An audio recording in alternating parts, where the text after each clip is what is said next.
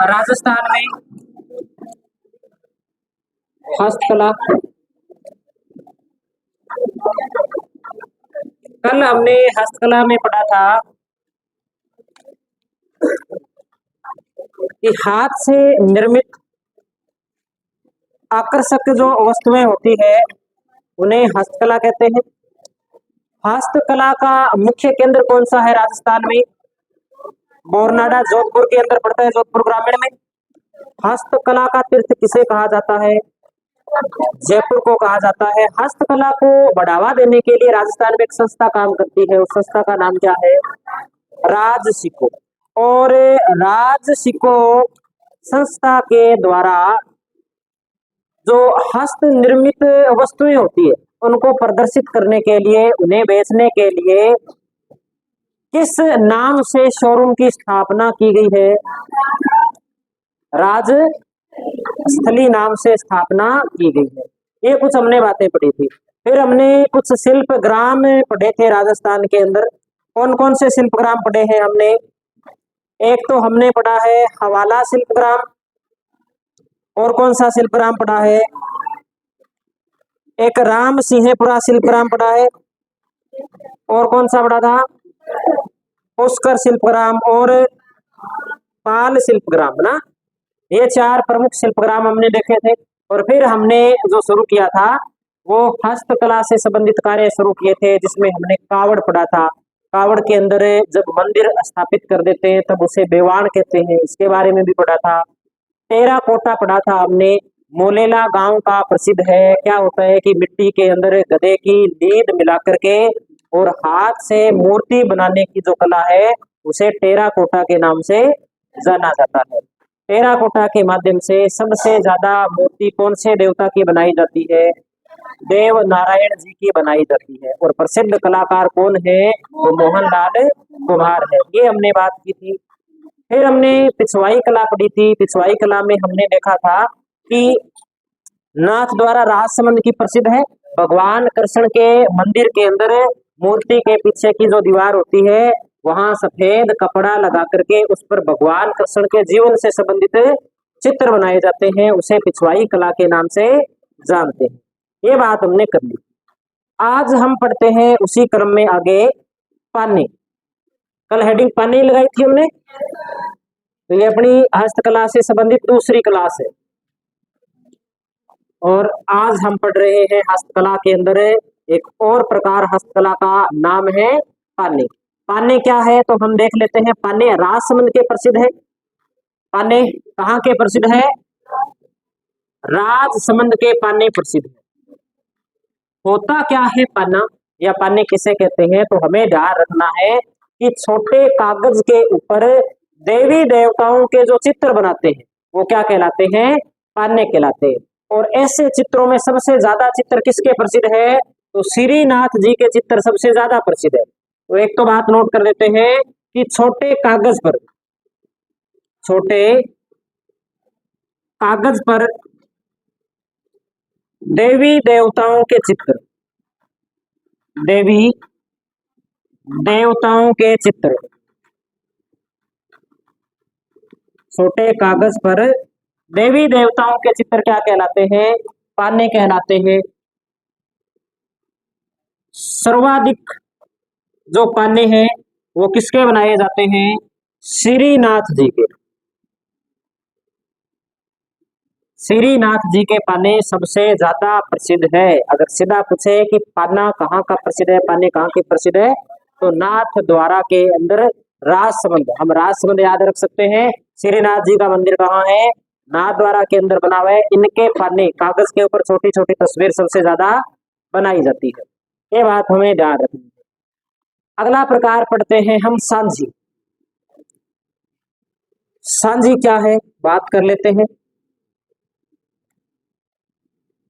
सांझी के अंदर क्या होता है कि लगभग श्राद्ध पक्ष के अंदर कुंवारी कन्याओं के द्वारा 15-16 दिन तक सफेद दीवार के ऊपर गोबर का प्रयोग करके कुछ आकृतियां बनाई जाती है, जिन्हें किस नाम से जाना जाता है?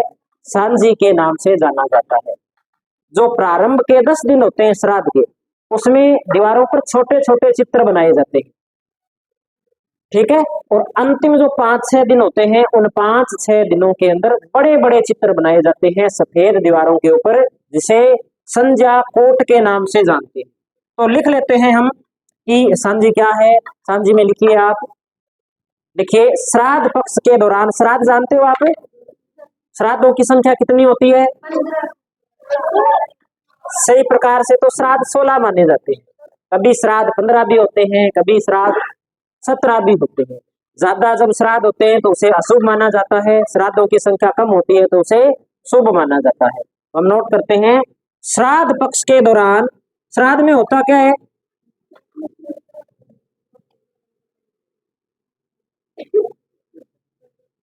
तो लिखिए, श्राद्ध पक्ष के दौरान कुंवारी कन्याओं द्वारा, कुंवारी कन्याओं द्वारा सफेद सफेद दीवार पर गोबर के प्रयोग से, गोबर के प्रयोग से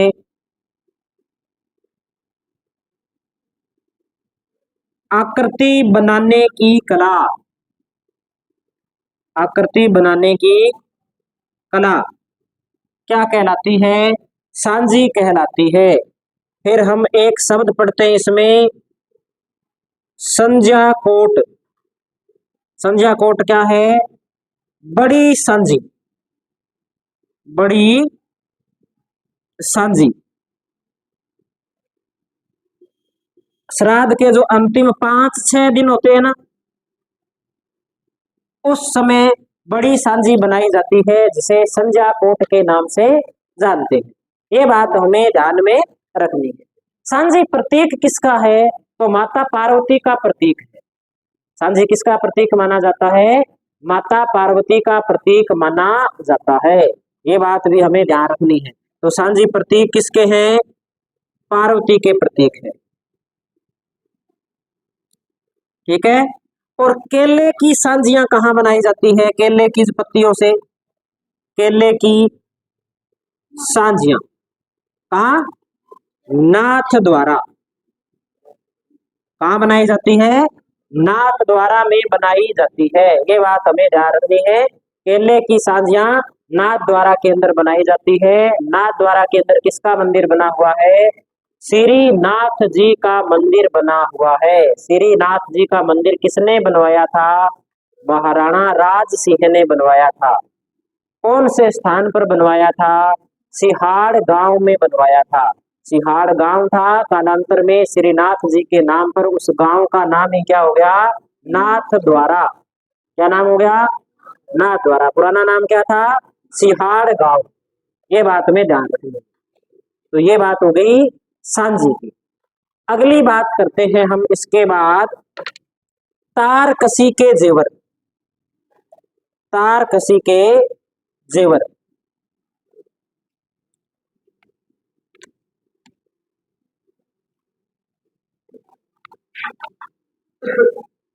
ये नोट कर लिया सभी ने?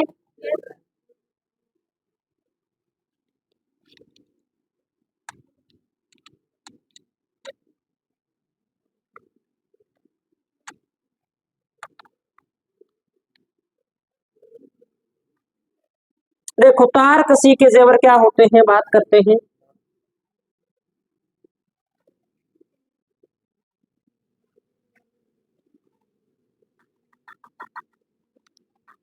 चांदी की तारों का उपयोग करके, चांदी की तारों को गूंथ के जो जेवर बनाए जाते हैं, वो कौन से जेवर कहलाते हैं?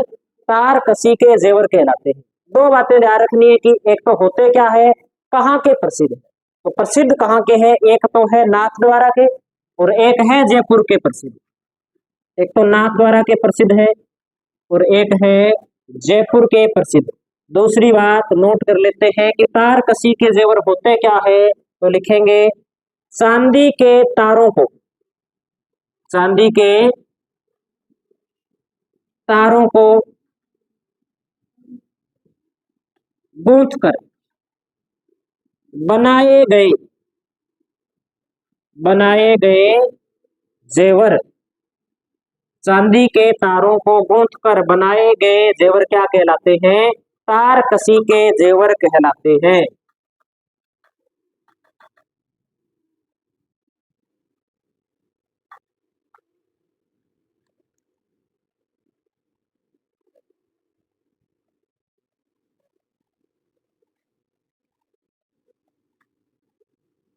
नोट कर लिया सभी ने? आगे लिखते हैं इसके बाद भराड़ी। अगली बात करते हैं भराड़ी की। देखो भराड़ी क्या है, तो भराड़ी बिल्लों के अंदर एक माता का नाम भी है भराड़ी। ठीक है, बिल्लों के विवाह के दौरान जिस माता की पूजा होती है उसे भराड़ी माता के नाम से जानते हैं। बांसवाड़ा के अंदर एक स्थान पड़ता है कुशलगढ़। उस कुशलगढ़ के अंदर भीलों भीलों के अंदर जब भील परिवार में विवाह होता है तब वहां पर दीवार के ऊपर भराड़ी माता की फोटो बनाई जाती है। हस्तकला एक प्रकार से हाथ से क्या फोटो बनाई जाती है जिसे भराड़ी के नाम से जाना जाता है। तो लिखेंगे कहाँ की प्रसिद्ध है? कुशलगढ़ भीलवाड़ा, अपनी कुशलगढ़ बांसवाड़ा की प्रसिद्ध है। कुशलगढ़ बांसवाड़ा की प्रसिद्ध है। तो लिखेंगे क्या है कि भीलों के द्वारा या भीलों द्वारा विवाह के दौरान, विवाह के दौरान दौरान भराड़ी माता हेतु दीवार पर की गई चित्रकारी, जो भी फोटो बनाते हैं विवाह के दौरान भील लोग दीवार पर, उसे किस नाम से जानते हैं? भराड़ी के नाम से जानते हैं। भीलों में विवाह की देवी भी कौन सी है? तो भराड़ी माता। जब जनजातियां पढ़ेंगे तब इसके बारे में भी हम नोट कर लेंगे। अगली बात करते हैं आम पापड़। हाँ बिल्कुल, आम पापड़। आम पापड़ कहाँ के प्रसिद्ध है? बांसवाड़ा के प्रसिद्ध है। आम पापड़ बांसवाड़ा के प्रसिद्ध है। एक बात और नोट करेंगे, तीर कमान। तीर कमान भी लकड़ी से बनते हैं और लोहे का प्रयोग करके उसमें तीर बना लिया जाता है। जो धनुष होती है वो लगभग लकड़ी की बनी होती है। तो तीर कमान कौन लोग उपयोग करते थे? भील लोग उपयोग करते थे। और भीलों के द्वारा उपयोग करने के कारण भीलों के क्षेत्र के ही तीर कमाने प्रसिद्ध है। तो बांसवाड़ा और डूंगरपुर में सबसे ज्यादा भील रहते हैं, यहाँ के तीर कमान प्रसिद्ध है। तो लिखेंगे बांसवाड़ा व डूंगरपुर। बांसवाड़ा व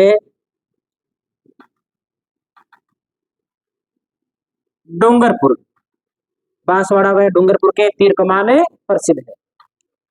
ठीक है, आगे अपने बात करें इसके बाद रमकड़ा उद्योग अपने कई बार पढ़ चुके हैं। घिये पत्थर का उपयोग करके खिलौने या मूर्ति बनाने की कला कौन सा उद्योग है? रमकड़ा उद्योग है। तो नोट कर देंगे हम अगला रमकड़ा उद्योग। इधर नोट करते हैं हम रमकड़ा उद्योग।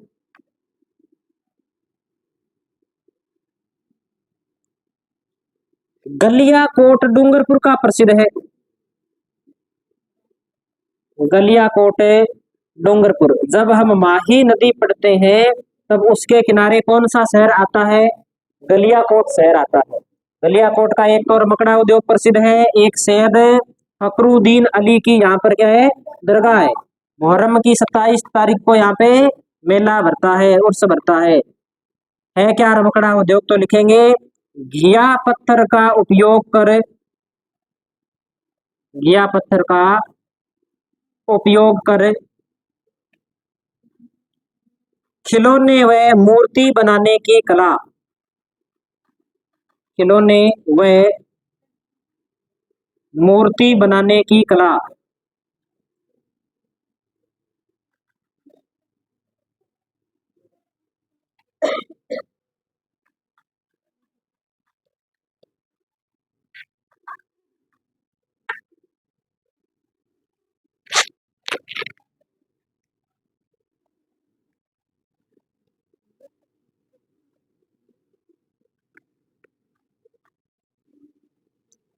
अगली बात नोट करते हैं अपने थेवा कला।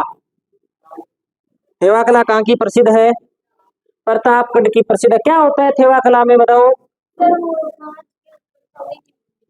कांच के ऊपर सोने की नक्काशी की जाती है। बिल्कुल सही बात है।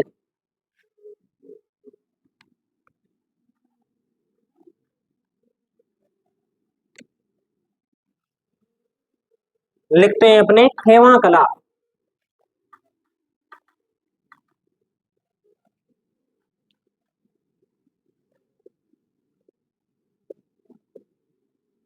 प्रतापगढ़ की प्रसिद्ध है थेवा कला, तो लिखेंगे कांच पर सोने की चित्रकारी करने की कला। चित्रकारी करने की कला कौन सी कला कहलाती है? थेवा कला कहलाती है। विश्व के अंदर सबसे प्रसिद्ध कांच कौन से देश का है? सबसे अच्छा कांच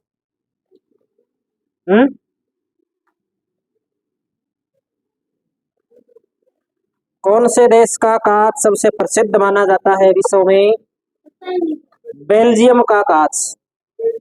कौन से देश का कांच? कांच मंडी भी बेल्जियम के अंदर बहुत बड़ी मंडी है। तो यहाँ पर जो कांच का प्रयोग किया जाता है, कौन से कांच का प्रयोग किया जाता है? तो बेल्जियम के कांच का प्रयोग किया जाता है। बेल्जियम के कांच का प्रयोग यहाँ पर किया जाता है। और अपने महाराजा गंगा सिंह थे, ये बेल्जियम गए थे एक बार, और बेल्जियम से एक शीशा लेकर के आए थे जो वर्तमान में बीकानेर संग्रहालय के अंदर सुरक्षित रखा हुआ है। बीकानेर के महाराजाओं में गंगा सिंह ऐसे महाराजा थे जो सबसे ज्यादा विदेशों के अंदर घूमे थे। तो बेल्जियम के कांच के ऊपर ये नक्काशी या चित्रकारी है ये की जाती है, ये बात हमें ध्यान रखनी। जब ये नक्काशी की जाती है तब सोने से जो कांच के ऊपर वर्क करते हैं उसे बोलते हैं थारना। क्या बोलते हैं? थारना। कई बार पूछ लिया जाता है कि थारना क्या है। इसी के अंदर क्या लिखेंगे? एक शब्द लिखेंगे हम थारना। थारना में लिखेंगे हम कि सोने से वर्क करना क्या कहलाता है? थारना कहलाता है। सोने से वर्क करना, चित्रकारी करना थारना कहलाता है। ये बात हमें ध्यान रखनी है। प्रवर्तक कौन है? ये जो थेवा कला का काम है ये शुरू किसने किया था? तो प्रतापगढ़ के सोनी परिवार के अंदर एक व्यक्ति हुए थे, उनका नाम था नाथूजी सोनी। लगभग आज से 500 साल पहले इन्होंने ये कार्य है इसकी शुरुआत की थी। तो लिखेंगे प्रवर्तक। प्रवर्तक कौन है? नाथूजी सोनी।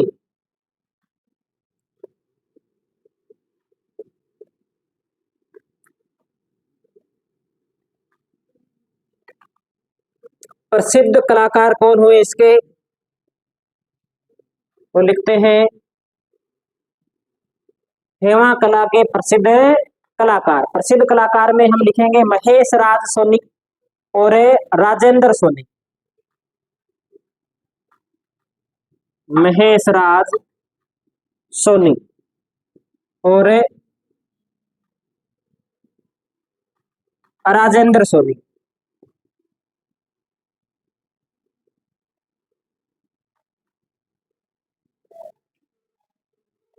राजेंद्र सोनी।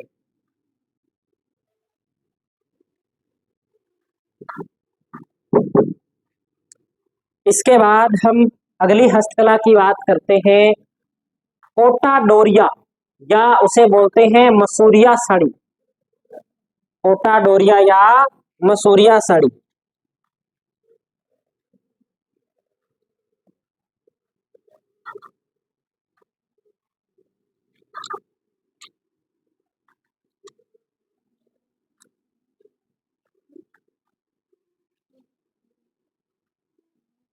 कोटा डोरिया या मसूरिया साड़ी की बात करें तो राजस्थान में दो जगह की प्रसिद्ध है।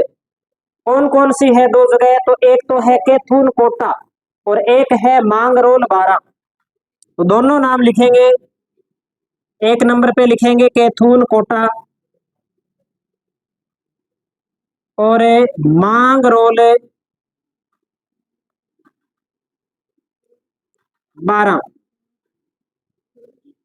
मांगरोल 12 की प्रसिद्ध है कोटा डोरिया या बसूरिया साड़ी।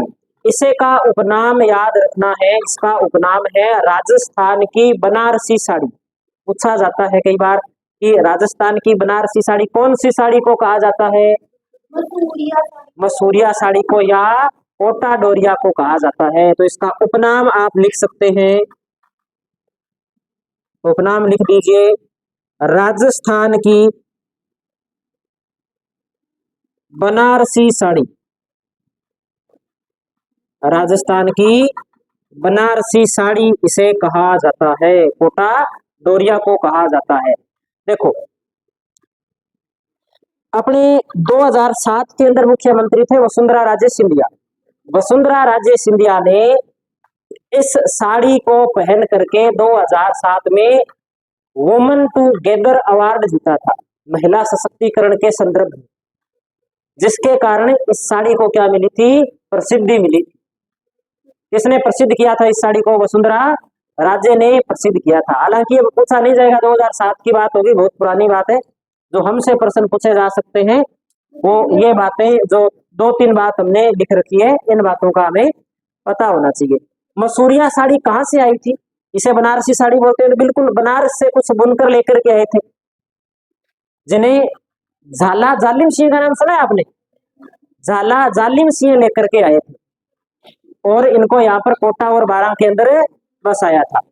और इन्होंने जो साड़ी बनाई थी वो बिल्कुल बनारसी साड़ी जैसी थी, क्योंकि वहीं से बुनकर आएंगे वैसी ही साड़ी बनाएंगे, इसलिए इसका आगे चल करके नाम क्या पड़ गया? राजस्थान की बनारसी साड़ी पड़ गया। ये बात हमें ध्यान रखना। अगला हम पढ़ते हैं खस इत्र। खस इत्र बिल्कुल सवाई माधोपुर। खस घास की तो बात, अपने इत्र की आज बात की थी ना।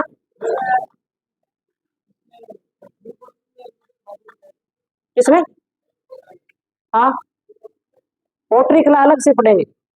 हाँ पोट्री कला हमें अलग से पढ़ेंगे।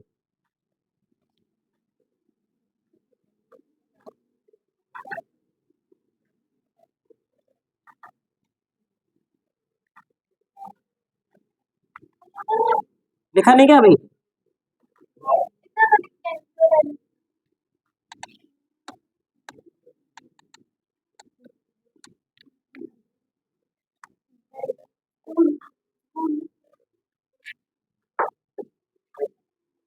खस इत्र की बात कर रहे थे अपने, कहाँ का प्रसिद्ध है खस इत्र? सवाई माधोपुर का। आज हमने एक बात किसकी की थी? गुलाब से इत्र बनाने की बात की थी ना। किसने शुरुआत की थी?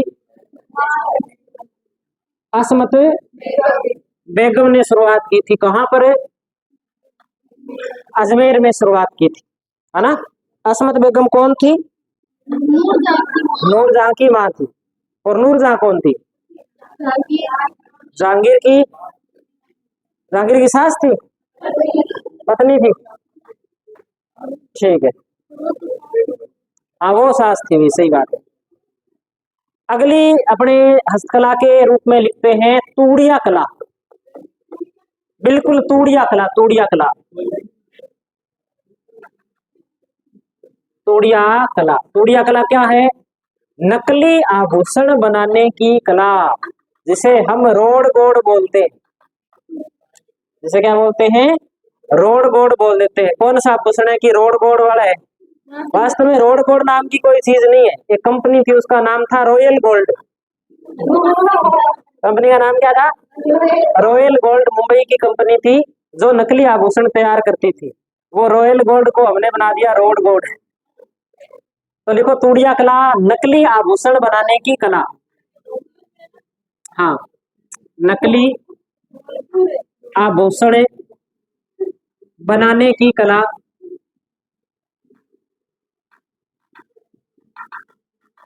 नकली आभूषण बनाने की कला कौन सी कला है? तूड़िया कला।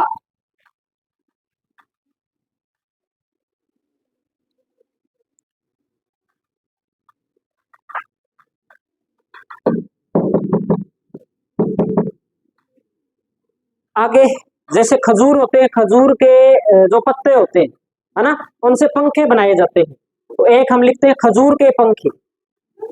हाँ, खजूर के पंखे। कामा के प्रसिद्ध है, कामा वर्तमान में दीन जिले के अंदर पड़ता है। खजूर के पंखे, कामा कौन से जिले में है? डींग के अंदर। कामा डींग के अंदर। आगे बात करते हैं पोट्री।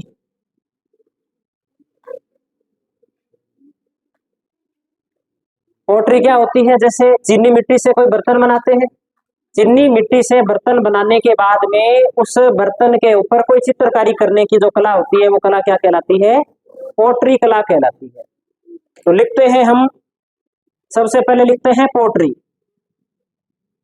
फिर पोट्री के कई प्रकार है, उनकी बात कर लेते हैं। पोट्री में लिखते हैं चीनी मिट्टी के बर्तनों पर, चीनी मिट्टी के बर्तनों पर चित्रकारी करने की कला, चित्रकारी करने की कला पोट्री कहलाती है। चीनी मिट्टी के बर्तनों पर चित्रकारी करने की कला पोट्री कहलाती है। पोट्री के इतिहास के बारे में अगर हम थोड़ा सा पढ़ें तो हमें ध्यान रखना है कि जो पोट्री का उद्गम है वो ईरान से हुआ है। पोट्री का उद्गम कौन से देश से माना जाता है? ईरान से माना जाता है। इसके प्रसिद्ध कलाकार कौन हुए हैं? इसके राजस्थान के अंदर प्रसिद्ध कलाकार, पोट्री कई प्रकार की है, अलग अलग प्रकार के आधार पे अपने कलाकारों की भी बात कर लेंगे। सबसे पहले अपने बात करें भारत में कौन लेके आया था पोट्री को? अकबर लेके आया था। भारत में कौन लेके आया? अकबर लेकर के। अकबर के काल में पोट्री कला है वो भारत में आती है ईरान से। तो हम नोट करते हैं कि उद्गम कहाँ हुआ? उद्गम हुआ ईरान में।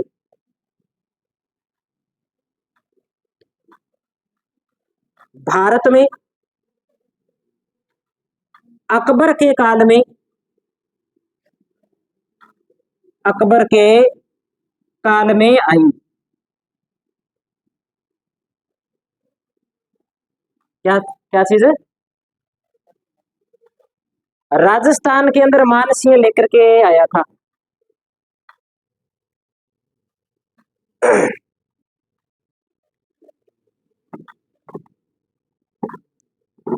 मानसिंह लाहौर का सूबेदार था उस समय, लाहौर से लेके आया था मिर्जा राजा मानसिंह। नोट कर लिया यहां तक? अब हम प्रकार पढ़ते हैं पोट्री के अंदर। ब्लू पोट्री, सबसे पहले हम प्रकार पढ़ेंगे ब्लू पोट्री। कहाँ की प्रसिद्ध है ब्लू पोट्री? जयपुर की प्रसिद्ध है।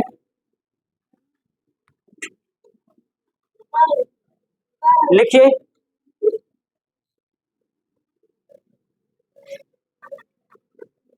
Blue pottery.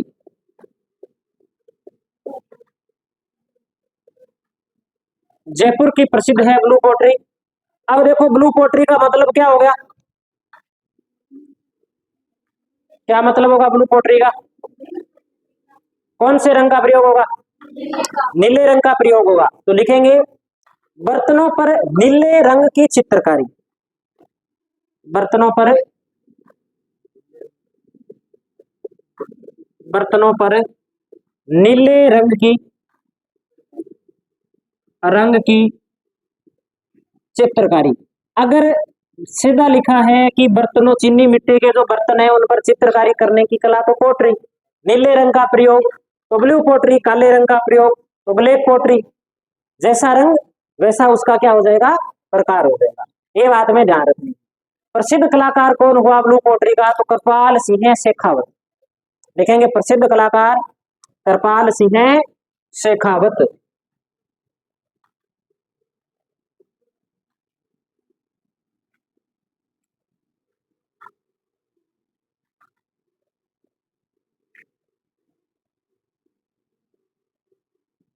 कृपाल सिंह शेखावत इसके प्रसिद्ध कलाकार हुए। ब्लू पोट्री के लिए कृपाल सिंह शेखावत को 1974 में पद्म श्री पुरस्कार मिला था। याद रखने की आवश्यकता नहीं, कलाकार का नाम हमें याद रखना है। नाम क्या है? कृपाल सिंह शेखावत। नीम का थाना के अंदर एक गांव पड़ता है महू गांव, महू गांव के रहने वाले थे कृपाल सिंह शेखावत। आगे पढ़ते हैं। इसके बाद हम black pottery, black pottery, black pottery कहाँ की प्रसिद्ध है? कोटा की प्रसिद्ध है। चीनी मिट्टी के ऊपर काले रंग से चित्रकारी करने की कला। बार बार लिखने की मेरे हिसाब से आवश्यकता नहीं है, हम समझ जाएंगे। हम ऐसे भी याद रख सकते हैं कि ब्लैक पोट्री कोटा संभाग के अंदर कौन सी मिट्टी का विस्तार पाया जाता है? काली मिट्टी, ब्लैक मिट्टी का विस्तार पाया जाता है। तो ब्लैक पोट्री कहाँ की प्रसिद्ध है? कोटा की प्रसिद्ध है। हम इस प्रकार से भी याद कर सकते हैं। अगली बात हम नोट करते हैं इसके अंदर, कागजी पोट्री, कागजी पोट्री। देखो कागजी पोट्री क्या है? तो कागज के पतले बर्तन निर्माण करने की कला, साथ में उसमें चीनी मिट्टी है, साथ में उसमें क्या है? कागज मिला हुआ है। कागज और चीनी मिट्टी के लेप करके पतले बर्तन बनाने की कला कौन सी पोट्री कहलाती है? कागजी पोट्री कहलाती है। ये बात हमें ध्यान रखनी है। कहाँ की प्रसिद्ध है कागजी पोट्री? अलवर की प्रसिद्ध है। कलाकार कौन हुए? तो फतेह राम। तो लिखेंगे चीनी मिट्टी में, चीनी मिट्टी में कागज मिलाकर पतले बर्तन बनाने की कला,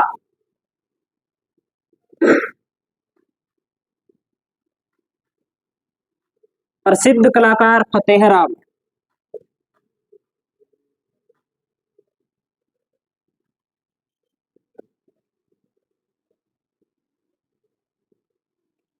प्रसिद्ध कलाकार फतेह राम कागजी पोट्री के। और ब्लू पोट्री के प्रसिद्ध कलाकार कौन है? कृपाल सिंह शेखावत। सुनहरी पोट्री,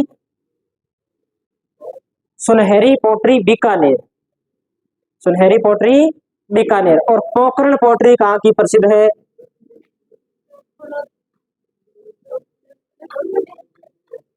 सुनहरी पोट्री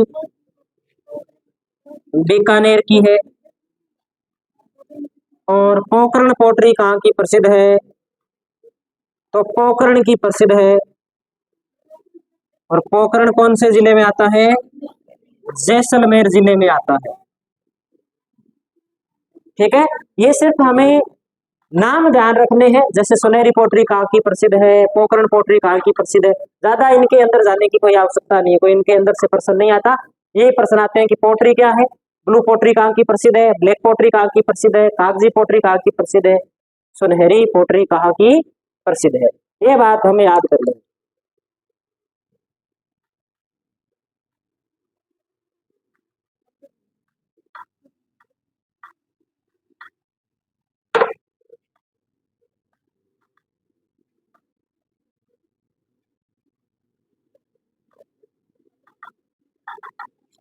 आगे बात करेंगे इसके बाद हमें लहरिया।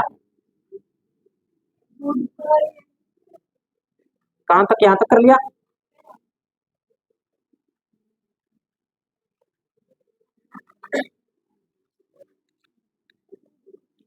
देखो भाई, इसके बाद में हम पढ़ते हैं लहरिया।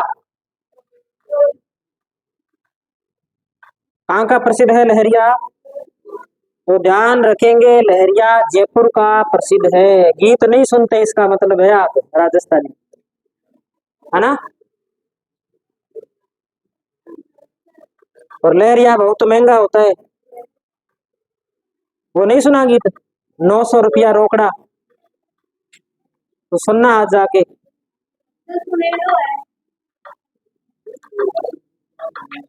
लिखो भाई लहरिया। कहाँ का प्रसिद्ध है लहरिया? जयपुर का प्रसिद्ध है। किस रूप में प्रयोग होता है? लहरिया तो हमें ध्यान रखना है, पगड़ी के रूप में लहरिये की पगड़ी भी बांधी जाती है और लहरिये की ओढ़नी भी ओढ़ी जाती है। तो लिखेंगे पगड़ी व ओढ़नी के रूप में प्रयोग, पगड़ी व ओढ़नी के रूप में